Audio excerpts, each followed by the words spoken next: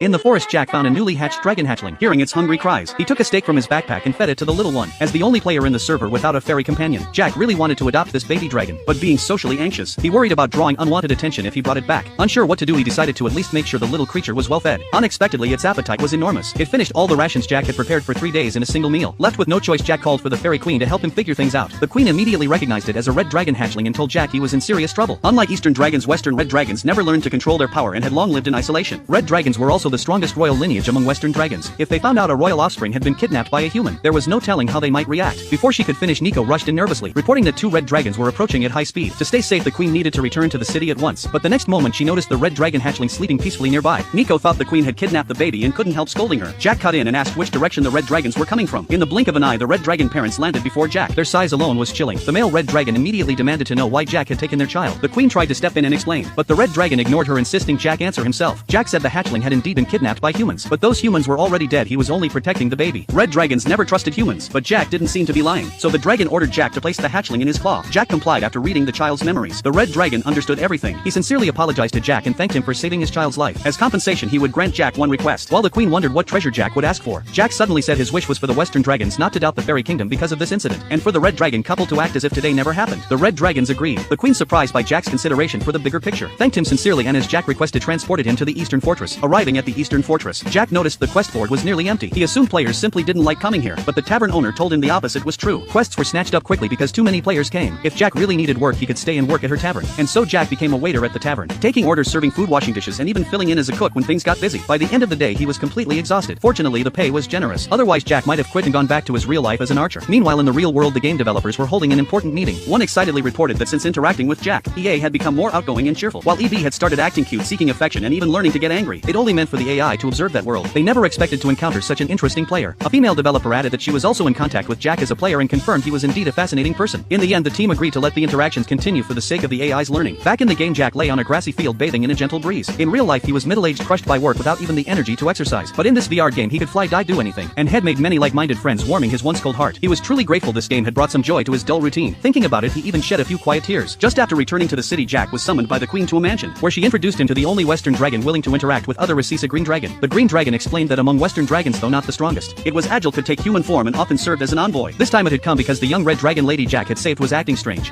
問題？はい。国に戻られたお嬢様ですが、あまり食事を取られないのです。え？はい？ To grow into a great dragon, one must eat a lot, but the young lady would only eat half of what was normal and kept demanding to be taught how to take human form. The dragon clan had sent the green dragon to find out why. Jack said when Head rescued her, she nearly ate him out of supplies. Loss of appetite didn't seem possible. The